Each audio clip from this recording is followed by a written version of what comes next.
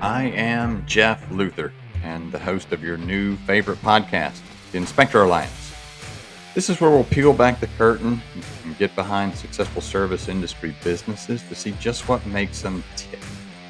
We're going to focus around the home inspection business. That's what I've built. I've owned it for a little over 20 years now. But we'll also include other service businesses that might parallel ours so we can learn more. And the more we know, the better off we are, right?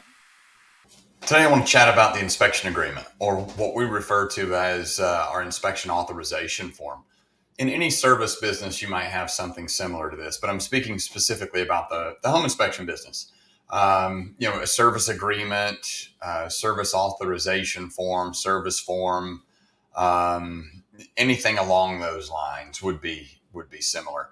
But I'll explain how this works in the real estate world. You have a buyer. Nothing happens in our world without a buyer. Even if we're doing a listing inspection, you still need a buyer to feel comfortable putting your home on the market. Ultimately, you have to have a buyer for the real estate transaction to even happen. But typically, you have a buyer. They've decided they want to buy a home. This is kind of how we're pertinent in the real estate world. They work with an agent. They start looking for a house. They get approval for a loan, then they decide what it is that they want to buy, right? They'll probably start maybe in school district, neighborhood, certain part of town, something along those lines. Then they'll get down to size of the home, how much they're going to spend, what settings they like, whether it be condo, townhouse, single family home, maybe fireplaces, a pool, all of these things. Then they'll go out and start searching for that perfect home. They'll look, right? And in today's market, they may finally find a place and then put an offer on it, and probably be multiple offers because, contrary to popular belief, it's still a seller's market. Although inventory is low, buyers are equally low. So that adds adds a little bit to the frustration of buying a house. Buyers are getting kind of run through the ringer. And if anybody's ever seen what a ringer is, it doesn't look very comfortable. Think about pressing water out of clothes. That's being run through the ringer. So then once an offer is accepted, the process of the home inspection starts, right? It's sort of peculiar how this works, to me at least. That's why I'm such a big proponent of listing inspections, which will be another episode, by the way. But we get all of our I's dotted, all of our T's crossed. We do this back and forth negotiation with sellers and buyers, and the agents are kind of holding this thing together all the while. Make sure we have this legal contract all written out. Then we're going to figure out what it is that we're buying. That's why the process of the home inspection is so delicate. And that's even a whole other episode that we could talk about. So they get every I dotted, every T crossed. Now they've figured out that they want to learn what it is that they've agreed to buy. They secure a home inspector. Usually this is done by their agent referring them to someone, because the agents are in the know. The agents do this every day, day in, day out. They're kind of the know all be all of real estate. They're usually going to have some type of relationship with an inspector, or they're going to know in their circle who the reputable inspectors are and who would be a good match with their client. That's usually how it works. Contrary to popular belief, there is no incentive for an agent to work with an inspector, for the inspector to help push that process along. No reputable agent. It doesn't. If that's something that they're wanting to do, they won't be around long. The market weeds those people out. So then the inspection takes place. It's usually, the seller's convenience. They'll line all of that up, and the inspection happens. And what is normal and customary in our market is the buyer is presented with this long list of bad stuff, right? It's like a list of everything that doesn't work. Then the dance starts. The dance of what the buyer is going to ask the seller to fix, what monetary concessions they're going to ask the seller to make. And this is where things get, in my opinion, in my experience, a little dicey for both agents involved, because this is now it's the emotional side of things. You have a seller that you just told them their baby is ugly, right? Telling them there's things wrong with their house. And you have a buyer that might have had a little bit of a misconception that this house was ready to be put on market, and their idea of ready might be different than the seller's. Oh my gosh, what are you saying? There's something wrong with this house? I'm not going to buy this house. So it becomes a little more complex in my experience at that point. This also may be where the water gets a bit murky for inspectors, right? Because it's this long list of stuff the inspector is supposed to produce for the buyer, so the buyer can ask the seller for concessions. Okay, you with me? A common phrase in our world when we have a complaint or when something comes up post inspection is your inspector missed. That's usually how it starts. Your inspector missed this. Your inspector missed that the blank. You can fill it in. Your inspector missed that our doorbell doesn't work. A long list of things. Some serious and some not so much. So I think it gives inspectors pause when they think they're going to be responsible for something that might not have been observed during the process of the home inspection.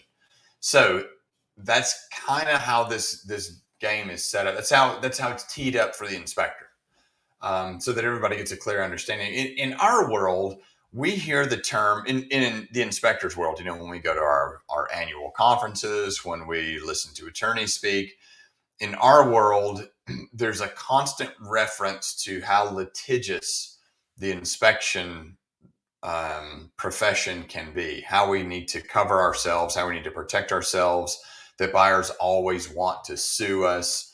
So I think that's why it gives inspectors pause. The inspection agreement does help with this. There's a misnomer about the litigious nature of this business, in my experience. There's risk associated with everything. Yeah, of course we have risk as home inspectors. I've talked about the risk associated with buying a home before, I think, here on this podcast. And what a home inspection does is help mitigate that risk for a buyer. So what an agreement is going to do is help mitigate that risk a little bit, help maybe reduce that risk, or at least help the home inspector feel like they're controlling that risk a little bit. We do about 4,800 inspections a year in my company. I've been in business for over 20 years. You can do the math and figure out that we've done a lot of home inspections. One time have we been taken to court and ended up going before a judge. One time out of all of those inspections. Our inspection agreement reads that we're liable for $1,000 or the cost of the inspection fee, whichever is greater. And I think that shows very good will on our part. And our inspection fees have gotten to the point, with all the things that we include, they've gotten to the point where they're a bit higher than $1,000 on a few occasions.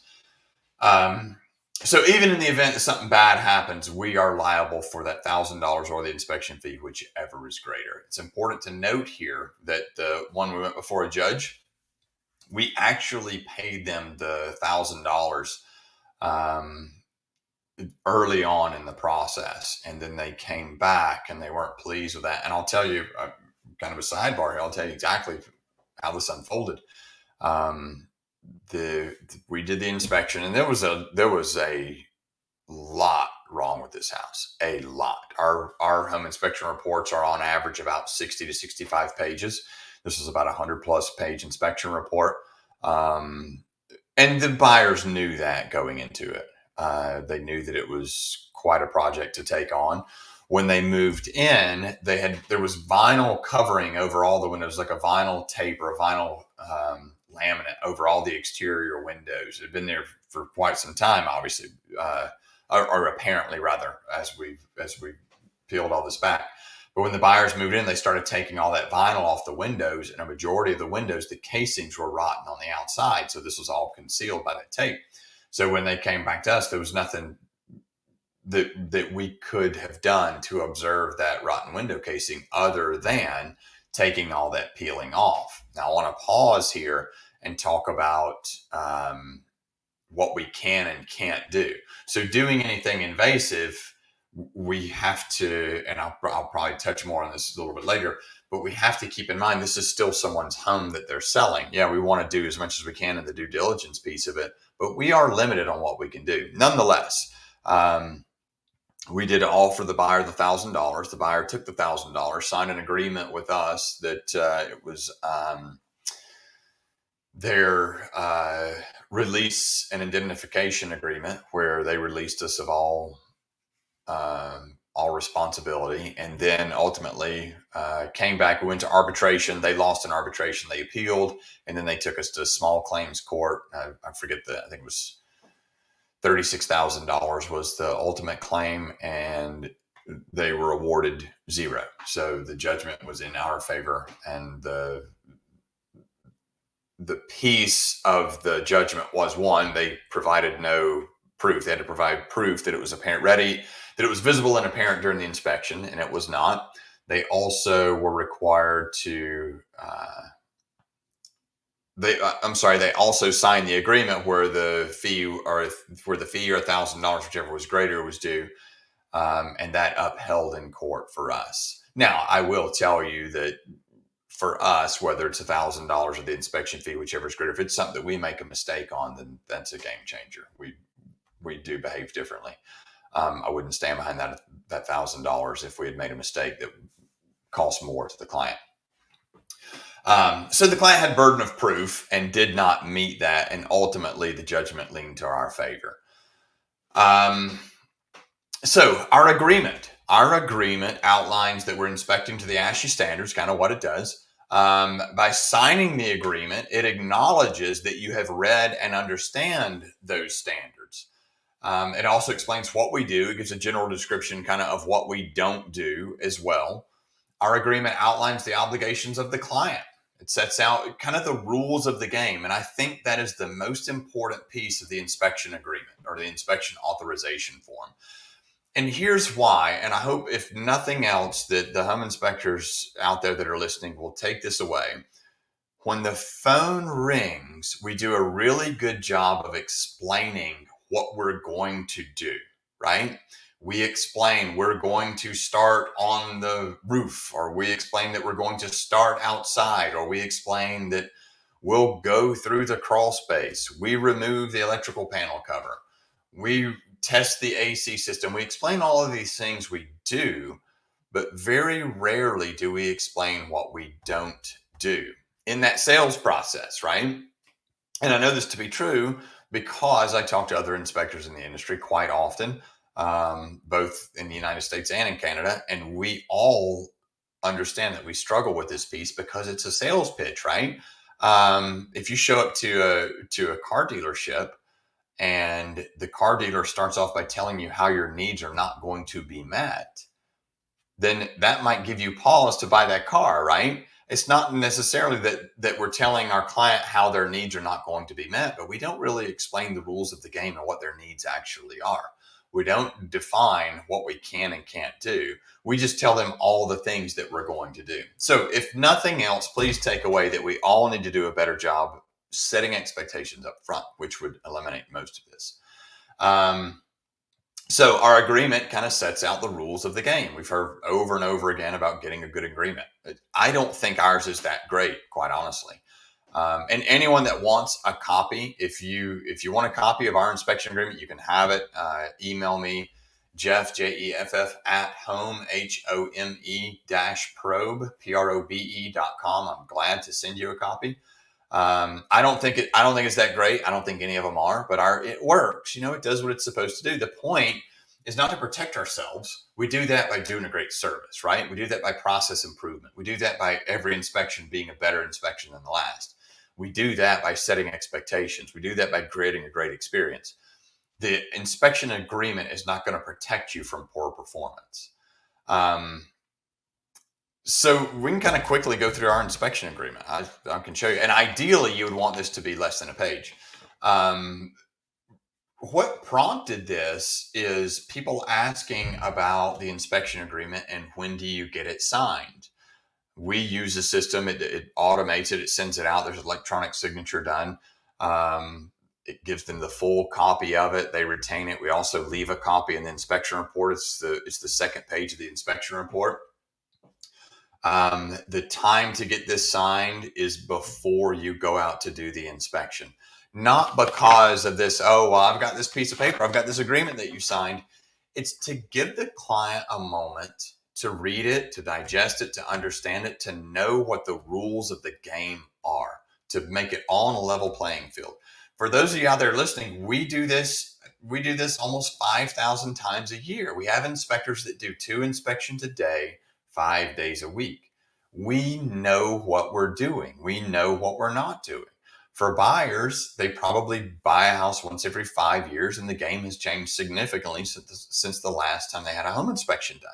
So it's up to us, if we're going to be the leaders of this process, it is up to us to make sure the client is aware of what they're getting, what the service is, and what the rules of the game are. So for me, for that reason, it's important they have it up front. Then they can ask questions, and it sets a very poor precedent to be done with the inspection, to stand at the kitchen table doing a wrap up, and to pull this agreement out and ask a client to sign it right there on the spot. It's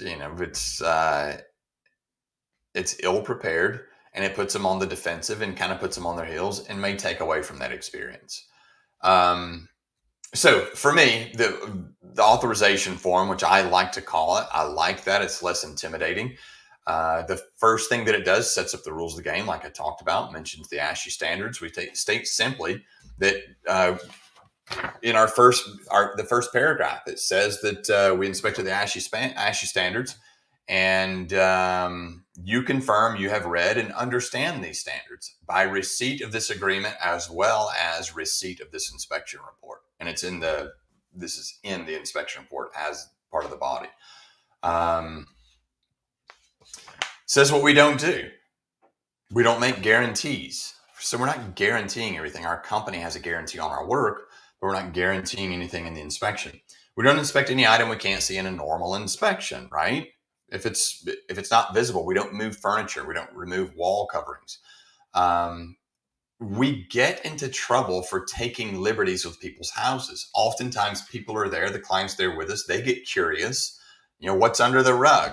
Can we move the table? What about moving that chair? Hey, let's peel this back.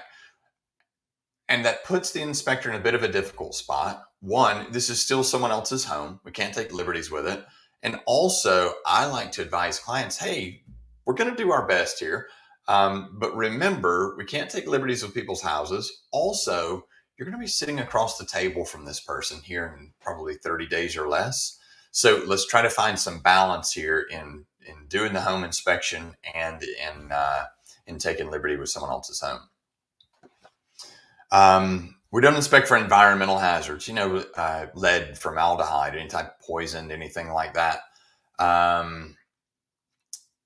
We don't inspect for building codes. You're inspecting a home that's 80 plus years old. The codes are going to be different than codes applicable to new construction today.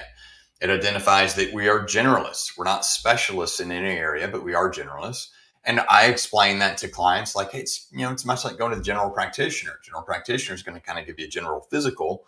If they hear something funny with your heart, they're probably going to send you to a cardiologist.